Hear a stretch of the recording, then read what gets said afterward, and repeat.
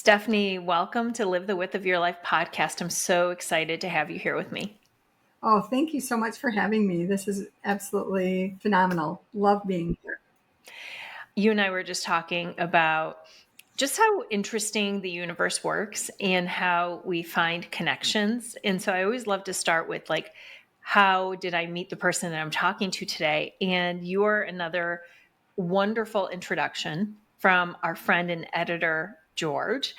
And it's just so fascinating to me where in this big world of billions of people that we can find ourselves having a conversation in very different parts of the world. So super excited. And I want to say thank you to George for the introduction. Yeah, thank you, George. Yep. How did you meet George? So that's interesting. I found a book on Amazon that I just was drawn to, and I contacted the author and I exchanged some stories, things that have happened in my life. And he wrote back and he said, geez, you should write a book. And I said, yeah. I said, you're not the first person who's told me that.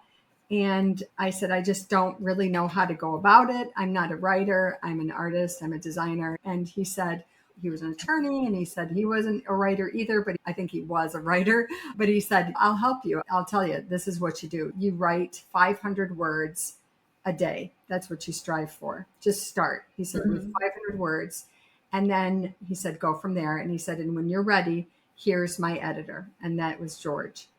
And I just love that he was so forthcoming and sharing everything, how he did it. A lot of people don't share, especially in my field in graphic design. It's very guarded, and you don't find a lot of designers that are willing to, and I apologize to any designer out there, but you really, it's kind of, they covet what they know and who their clients are, and because it's your bread and butter. But he was open with sharing how he wrote the book, how he found George and everything. And George designed the cover for him. And it was really nice. So that was how I met George, and call him like an angel in the back in my corner in my office. So he helps me so much because I am not a writer either, but he would probably tell me otherwise right now. Oh, yes, you are. And George is George Barangos, and we will include his full information in this because if anyone needs an editor, he's amazing. But you have written 2 books, Clairvoyance, Stories from a Highly Sensitive Life, and then The World's Smallest Letterpress, A Not So Ordinary Day. First of all, I love the titles. So tell me a little bit about these books. So Clairvoyance, the subtitle is Stories from a Highly Sensitive Life. And I've always lived in this, I think it's like another world. I wonder if other people can relate with this, but I just have lived a life in my own world. I was highly sensitive, highly creative from a very young age. It was noticed. I was put in special art classes and at a super young age. And I don't know, the way that I've grown up, I was the youngest of 4 children. My parents were done parenting by then, and I was on my own from a really young age. I don't really remember my parents doing like what I did for my kids. For me, I was really on my own, and I gravitated to other kids that were like that. One of my best friends lost both of his parents. And those were the kind of people that I was gravitated to, the people that had the backgrounds and stories and that were highly sensitive. So we gravitated toward each other and helped each other. But I didn't really recognize how different I was until I was about 44 years old. I'm married now with 2 children. And this person that I was working for, I had developed shingles, which was awful, on a business trip from New York. This is in my book. I hopped on a plane and I noticed a young girl slumped over on her mom's lap. And it looked to me like she had chicken pox. And I was so worried because I thought, oh my gosh, here I go. I've never had chicken pox. I'm in this closed space with her now, like a couple rows behind her. I'm going to get chicken pox. Sure enough, within 24 hours, I developed shingles, which is basically chicken pox. And my boss at the time, who I was working for, she said, hey, here's this book. I think you would really enjoy it. You've got time now to read. I was in what I call a moo dress and just itching all over and just staying put in my house. And I read this book, and my boss told me, she goes, it's very academic, but it'll be a good read. You got the time, read it. So the book was titled Extraordinary Knowing by Elizabeth Lloyd Mayer, and who was a PhD, and it was written like a textbook. But in the middle of the story, she starts talking about a client that she had. She was a psychotherapist, and she talked about a client that she had that came in and just described this highly sensitive, highly intuitive nature about herself, that she would see things before they happened, and the premonitions that she had were stronger and getting stronger. And she could also hear people's thoughts. And I was like, wait a minute. And I had to reread that paragraph over again. And I was like, wait, this is news. This is incredible. This is extraordinary that somebody can hear people's thoughts. And I put the book down, and I said to my husband, who was home at the time, I said, Joe, I said, can you hear people's thoughts? And he's, no. And at 44, I literally broke down in tears Oh my gosh. because my whole life, Aneta, from being a baby, one of my first memories was I was probably, I think I was 8 months old in a crib. I still can feel the feeling of being in that crib with not being able to use my legs, pulling myself up to the crib. I had very early memories, and that my whole life I have been able to hear people's thoughts. I'll be in a grocery store and I'll hear what they're thinking. And multiple people, I'll hear, it's just like walking into a room with a full conversation. That's what I hear. And sometimes I can tune it out. And when I tune it out, it's almost as if it's a vacuum sound. That's how I Yes. describe it. If you hear somebody vacuuming in another room, that's what I hear. Like it's And muffled? Like it's muffled. okay. Yeah. Mm. So I asked my husband that day, and he's, no, I don't hear, no, I can't hear people's thoughts. And I just started just crying because I realized that I've spent most of my life with that ability, thinking that everybody else had that ability. I just felt that was a way of being human. That's what we all were like. I don't know if you could say took it for granted or what, but I just assumed that everybody was like that. It didn't even come to my radar to even think that until I read it in her book, that it was extraordinary. All right. I have to pause here, Stephanie, because I have so many questions about this. So, were there relationships that you had with people, with friends, with family, with your husband, even where you heard thoughts that clearly they were not speaking out loud that hurt you, or that? Oh, yeah. You could hear contrary thoughts. I could hear contrary thoughts. So then I'd say, really? Do you mean that? Because I heard it. So relationships, work, everything had been a struggle for me. For instance, I had a lot of misbehaving, what I call misbehaving men in my career. And a lot of times I would see it coming, but I would think, here we go again. And they know what they're doing. And this is the story that keeps repeating itself. Now, looking back, having the knowledge of, yes, I could hear their thoughts and everything, how I could have gone and stopped that had I known they weren't like me. Just the whole narrative would have been so different for me. And it wouldn't have been such a struggle if I would have known that people weren't like me. And this is the way that I could deal with them now. It would have been, yeah, it would have been totally different, much easier. So, what did you? I would imagine, but what did Yeah. you do after you found out? So now you're 44. Now you've had this conversation with your husband where you both are looking at each other, huh? Yeah. Okay, you can do that. You can't do that. Like, how's your life changed since then? And did you try to find other people like you? I'm just trying to think Yes. what would have happened to me. I had a really close friend. Her name was Terry. I had known her husband before through work. He was a printer rep. And so I had worked with him for years. And then Terry also sold paper. So as a designer back in the 90s, you bought a lot of Mm. paper for printed projects and stuff. So I knew Terry through work. So Mike and Terry. And anyway, she would come in and talk to because I was teaching at the time, college courses, she would come in and talk to my students about what she did with design and how she worked with designers. And after her visit once to my class, I said, would you like to meet for coffee? And she said, sure, yeah, let's meet. And at that point, I was like, you know what? I don't have anything to lose. I don't really know Terry all that much if she thinks otherwise of me, but I'm just going to tell her I can hear people and I receive messages and I have dreams and I get feelings that yada yada. And I said, I'm just going to tell her, I'm just going to come out with it. And over coffee, I told her, I said, I don't care. This might be the last time you talk to me, but this is what's happening in my life. This is what I've discovered about myself. And it is what it is. And she said, oh my gosh, Stephanie. And she's the kind of person, kind of friend that if you tell something like that to, she's going to go and do all of the research about it. So she made it like her mission to learn everything there was about highly sensitive people.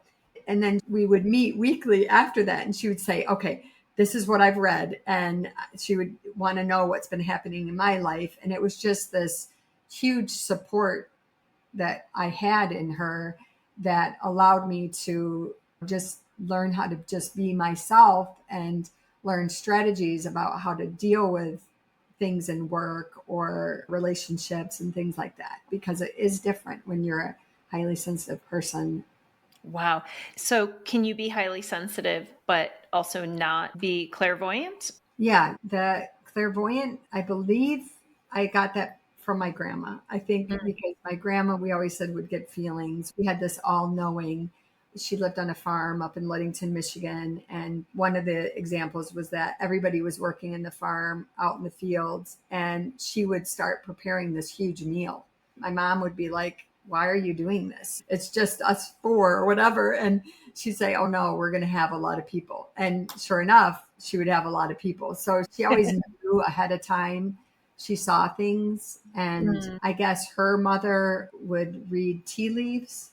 So I think it's could be genetic. I'm not Yeah. sure where I got it, but it is what it is. Yeah. Like I said, I did not know a thing about it until I was 44. And then just having Terry, the encyclopedia and now the expert of it, she just has helped me and walked me through it and just helping me to accept who I am and just being able to work with it. Yeah. Have you been now receiving other gifts, or have you discovered that you have additional gifts beyond being able to hear the thoughts?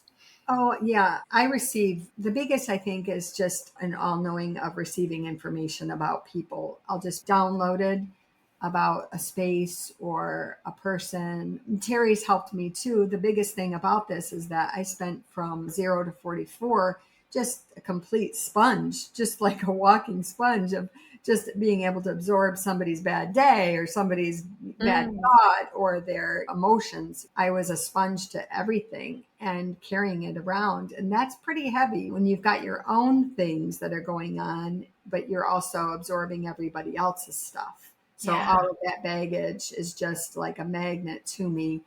So anyway, that's been the biggest challenge is how do you block that out? And that's what Terry has helped me with. I write about it in the book, but it's like zipping myself up into a white cloud, a sleeping bag Yeah. of protection. And that does, as odd as that sounds, it really does work. So when I'm going Hmm. to a grocery store, I'll do that.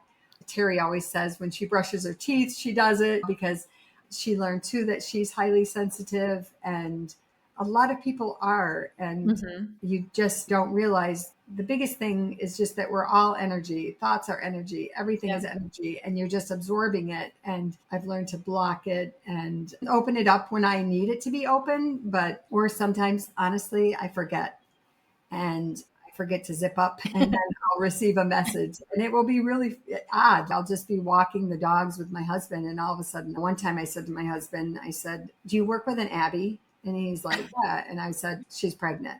Oh. She's going to come in and she's going to tell you that she's pregnant. And she just got married and, or she's getting married or something. And anyway, just last week, my husband said, do you remember Abby? And you told me she's pregnant. She's pregnant. Or I got downloaded that there was a Keith that he worked with that was ill. And my husband said, no, he's great. He's at work.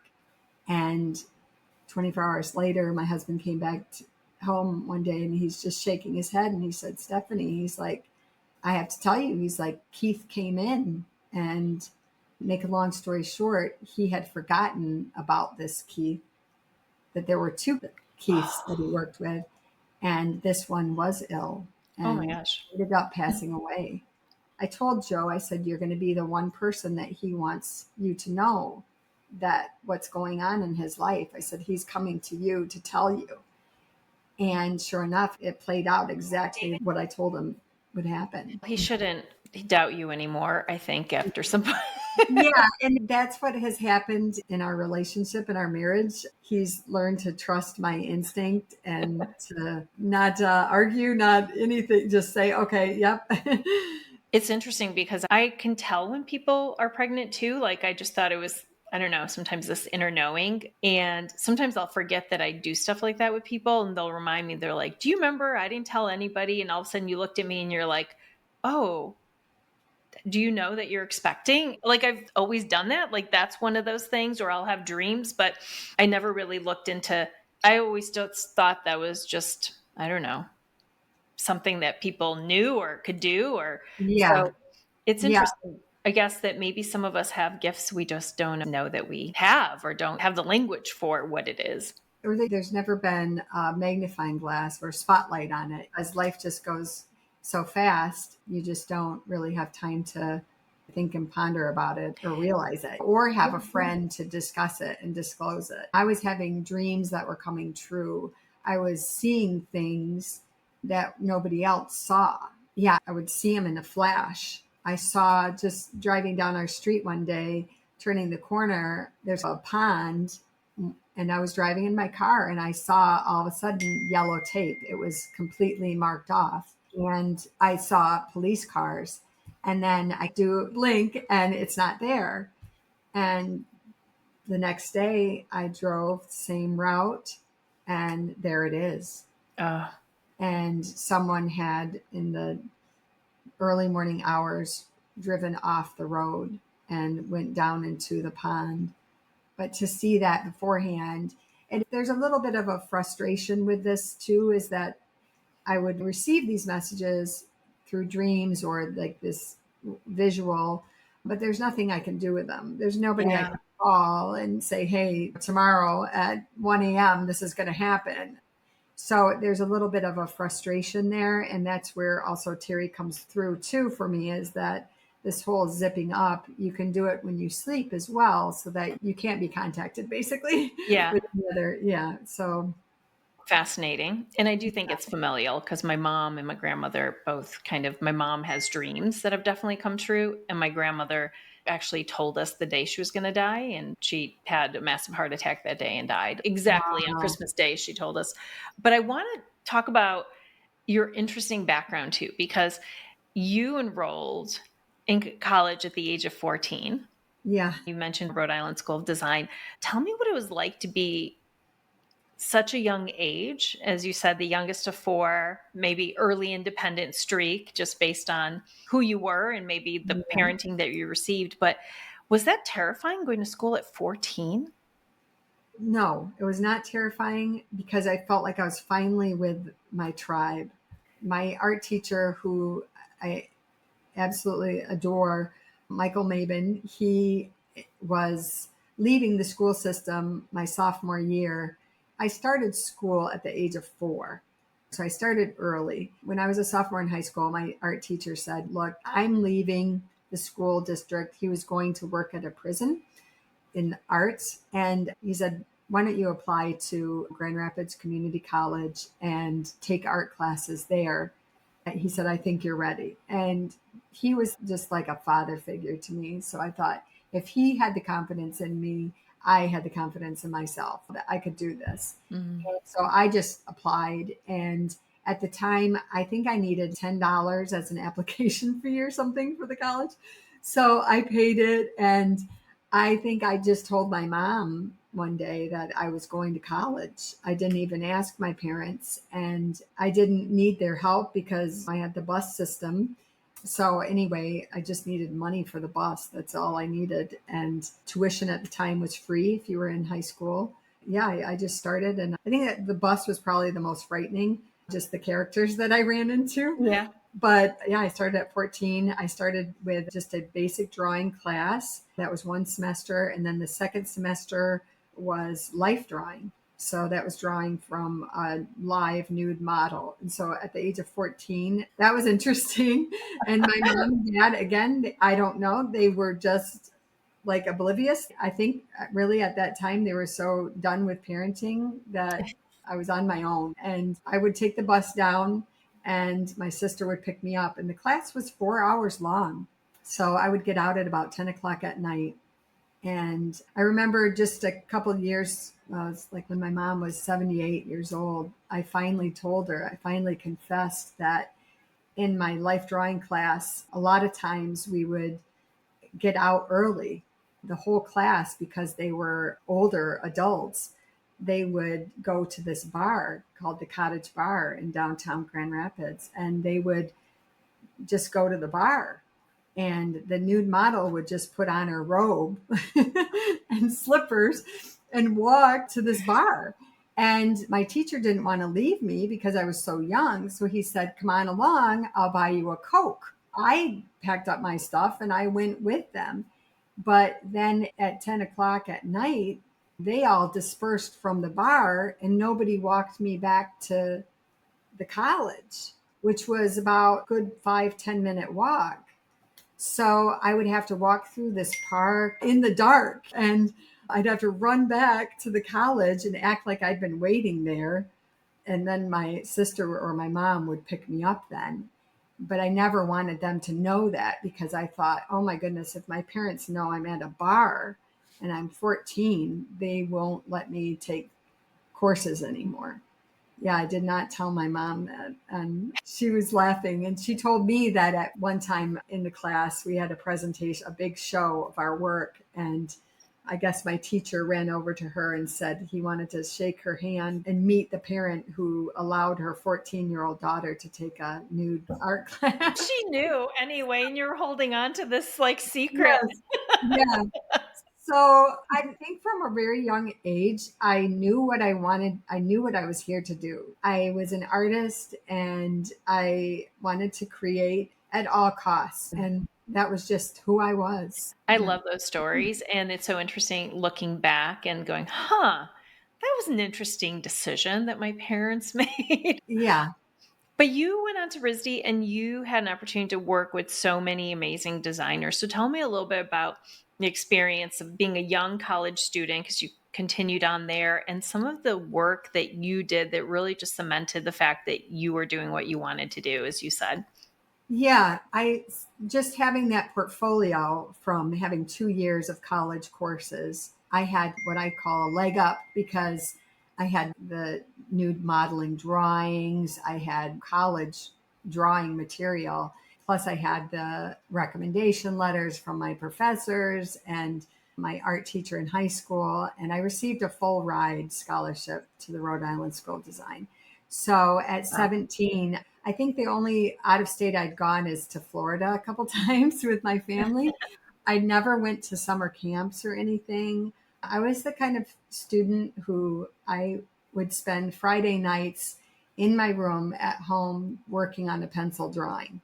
And I had friends that supported me. They would say, "What did you draw last night?" Or "What were you working on?" And yeah, that's just who I was. And so when I went to RISD again, I felt like I was with everybody who understood me. It was just like that spoke the same language and it was amazing. In my dorm on my same floor was Eddie Hemingway, and Eddie is now a children's book illustrator, but he was Ernest Hemingway's grandson.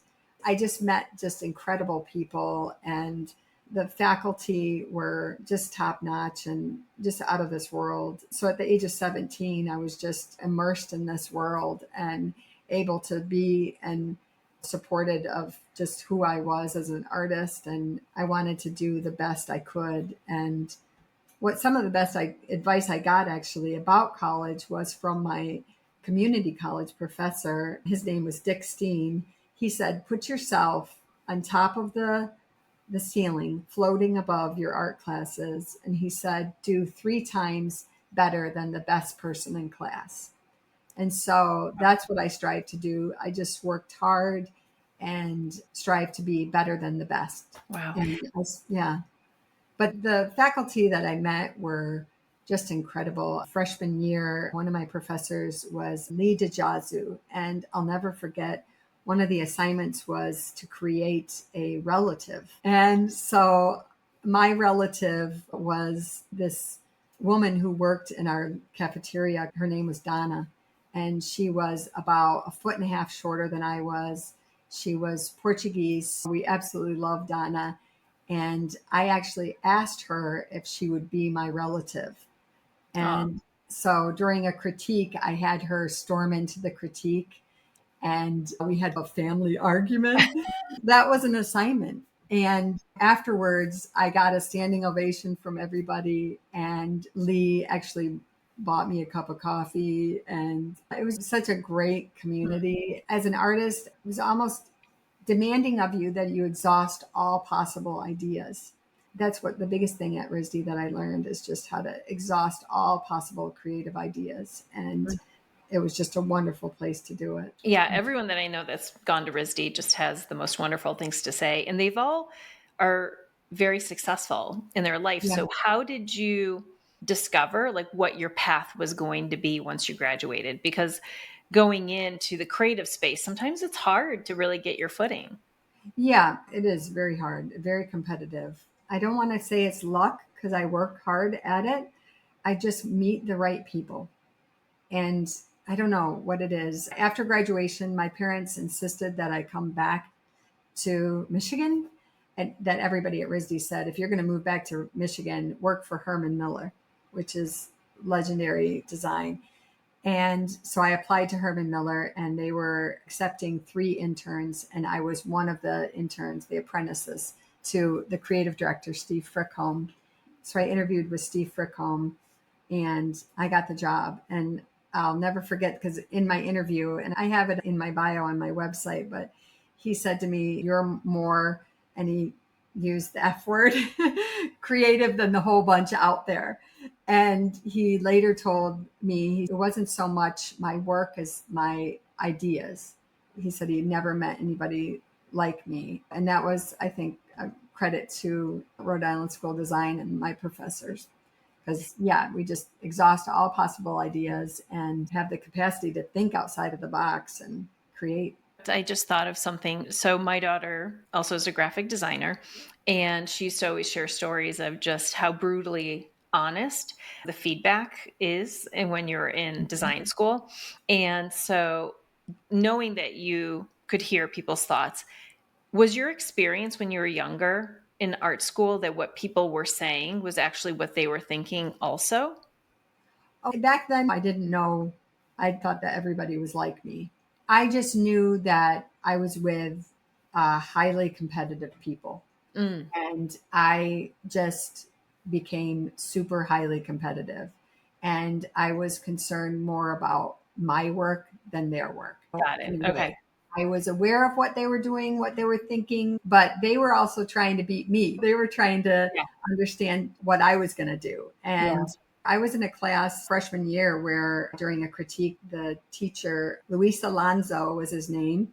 He was amazing. He took just a Sharpie and just would do a red X on everybody's Oh, work that you had worked hours and hours on. And I never got a red X on my work. And that's what I strive to do. I strive to make him happy with my work. And yeah, I just did the best I could possibly do. mm. And you've worked on so many amazing things. So, what were some of the highlights of your career? You're obviously still in the middle of your career, but what have been some of the things that you look back and you're either really passionate about or really proud of?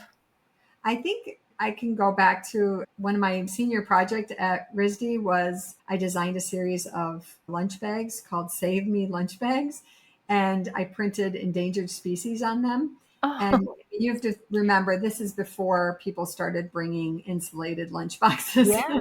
I'm aging myself here. Oh, I think I printed 10,000 lunch bags, but I had 10 different animals. And the idea was that children could eat their lunch and learn about an endangered animal. And so I did a woodcut illustration on one side and I wrote the copy on the other. And I think that was probably one of the best pieces I've done because it combined everything that I love to do. I do love to write and I do love illustration and then the design of it, picking what is the best material to teach young kids and when do you have a captivated audience? Lunchtime when they're sitting and they can share and exchange. And I think one of the proudest moments, one of my friends, one of my best friends from high school, she became a bus driver and she called me one day and she said, Stephanie, I just saw a little girl hop on my bus carrying your lunch bag. And that was it. That was a pinnacle. That Yeah. was just great. And then when I got actually Tippi Hedren Oh, the phoned, actress. Yeah. yes, the actress from the Birds, she phoned me personally one day Wow. to just compliment me, to talk to me about the project and that she loved them. And yeah, it was Oh, wow. amazing. That, that was before cell phones. The That's phone rang in amazing. my parents' house and I picked it up and it's Tippi Hedren. Doesn't she have, I don't know if she's still with us, but she had an animal conservation farm or something? Sanctuary, Yeah. yes. Okay, Yeah, sanctuary, yeah. she purchased my lunch bags to sell there. And yeah, they were all over the Amazing. world and zoos and gift shops. And I had a distributor and 19 years old. And yeah, I was just going for it. So that was a great project. I worked on a gelato, Palazzolo's Gelato. They sell worldwide as well. I rebranded their whole packaging, and that was an amazing project as well. So when I was at RISD, my senior year, when I had my review, my final review, one of the professors that I work close with, Inga Druckery, she said, "You're going to have a difficult time, Stephanie, when you get out there because people want to put you in holes. It's a cookie cutter thing. They want, Yeah. are you a designer or are you an illustrator or are you an industrial designer or are Mm. you a copy editor or writer?" And I was all of those things. Yeah. And she said, "So you're going to have a difficult time. People are going to want to put you in a category and you're a Jill of all trades." Anyway, it has proven to be a little bit like that. Mm. But when I went to Herman Miller, it was all about design. It was all about graphic design. They did utilize my bookmaking. I made a beautiful box for Max Dupree, found one of the founders. I also sold one of my books to Linda Powell, who is a creative art director there. And so they appreciated that side of me as well and nurtured that side of me, which was appreciated. But yeah, it's been a journey. Mm. And you also are an illustrator. You've done book designs. Yes. My latest book, The World's Smallest Letterpress Shop, is about my letterpress shop. That was something at RISD in the graphic design department that we would take a semester and learn letterpress. So we worked on a Vandercook printing press and we learned how to hand set type. And this is going back to the 80s. So this is when before Macintosh, those little Macintoshes. So yeah, we learned letterpress and I've just acquired printing presses over the years. I have 5 vintage printing presses, and I call it the world's smallest letterpress shop because it is. It's about 10 feet by 11 feet. And yeah, I recently illustrated and published a book about the shop because Mm. interesting things happen in that shop. The equipment that I purchased from older printers who have passed on, and there will be days when letterpress printing is not a perfect process. Every print that you pull is different. There's no undo button. If you make a mistake, you have to unlock a chase. You have to start over sometimes. You can break parts of the press and they're just not manufactured anymore, or you have to get them manufactured. It's a process. And there'll be times when I'm in the shop and just strange things will happen. And I have to just stop and step back and say, okay, I hear you, and close up shop for the day and then come back and voila, it's all different. I've had it one time. I think the strangest, what I consider strange, is I needed to adjust something on my press in order to be able to print. And the tool was nowhere to be found. And I asked my husband, he's really my maintenance person and my engineer of the print shop. I asked him where it was, and he said, yeah, he's like, I can't find it. I've looked all over. He thought we had sold it and I said, yeah, I don't know what to do. And we both came to the conclusion that we were going to have to buy another one because it was just gone. We'd looked everywhere. The next day I came into my studio, my print shop, and there the tool was on my marble top table, my composing table. And I texted my husband at work and I said, thanks for finding it. And he said, finding what? Of course he did. And he did not know. He didn't know what I was talking about. He was like, how? And it just literally appeared. I wanted to capture a little bit about that mystery of the shop. And that's when the story came to me today. And I wrote the story. I think it took me about an hour to write because it came so quickly. I just think being how I grew up, being highly sensitive and everything, I feel that when people pass on, they don't really pass on in the tradition, like what we think they're dead and they're gone or whatever. Yeah. It's really their spirits are living with us side by side all day long. Yeah. And that's what happens in that print shop. I have these spirits of these master printers right with me all day long. And I can even call out and ask a question and they'll answer it.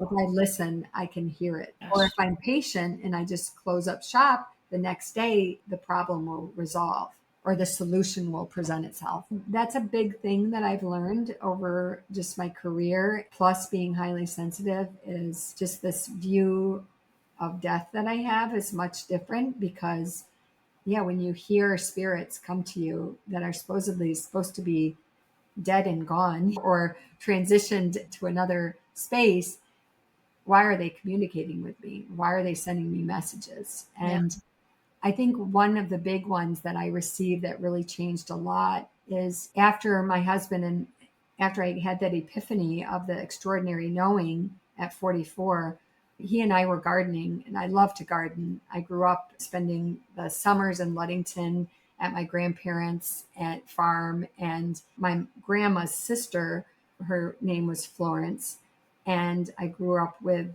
spending time at Florence and Cecil, her husband, their farm, and they had raspberries. And my sisters and I would just attack those raspberry bushes like crows and just devour raspberries. And my husband and I, one time, were planting raspberries in our garden, and he was working quietly. I was working quietly, a beautiful day. And all of a sudden, I hear audible, "Oh, Steffi, I love you." And I look at my husband, who looks at me because he just heard this voice, and he shoots up and runs to our gate, opens up the gate, runs down the driveway.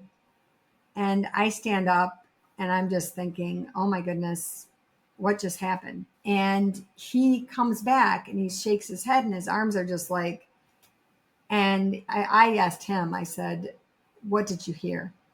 Because I wanted to hear what he heard Yeah. as confirmation that he heard the same thing. And he repeated, "Oh, Steffi, I love you." Oh, And I wow. said, "Yeah." And he said, "Who was that?" Mm. And I broke down crying again. I was like, that was either one of two people that have passed on. It was my Aunt Florence or my grandma. Those were the only two people that I would allow to call me Steffi. Mm. And the voice, because they were sisters, they sounded alike. But of those two sisters, only one of them had raspberry bushes, and that was Florence. Wow. And she had died in 1986. Wow. Yeah, it was really a magical thing because my husband, who is an engineer, and his life is just so linear. There's nothing, there's no messages coming into him. It's a complete closed Yeah. space, unlike me. And so for him to hear it was such a gift that she came through and that he heard her. Yeah. And that was amazing. And that solidified my belief that when we pass on, it's not that we are gone forever. It's just a different way of being that we Ah, can't really see and comprehend here. That we haven't come to that. It's just, we haven't gotten to this understanding yet. Oh, what a beautiful place for us to end our conversation. I could talk to you for hours on end, Oh, Stephanie. You've lived such a beautiful life, and I appreciate you sharing even just bits of it. We will include all of the links for people to be able to access your book. And if they want to work with you and to hire you, I know you're still working as a designer, as an illustrator. You have a lot of projects continuing to go on. I do have one final question for you, which sure. is what does it mean to you to live the width of your life? To me, to live the width of my life means to live with authenticity of who I am and not to care about what other people think of me or what they're doing, to just live my authentic self and to understand that we all learn from each other. Mhm. So if we're all learning from each other, we want to be the best that we can for each other, not just ourselves, but for each other. So, Beautiful. yeah. Beautiful. Thank Well, thank you. you very much for having me. I don't get a chance to talk about this very much with my design aspect of my work, so it's nice to be able to talk about it. I'm so excited. I definitely want to get a copy of both of your books and learn more about both of the things that are happening with the letterpress in your studio, but also more of the stories of being a highly sensitive person. Thank you so much, Stephanie, for your time. And again, thank you, George, if you're listening, for continuing to bring me these amazing women into my life that I'm so grateful for. Yeah, thank you for having me. And if there's anyone listening that they identify with being highly sensitive or they see it in their children or anything and they have a question, they can always reach out. I'm more than happy to help people. Thank you. Yeah. Appreciate that, Stephanie.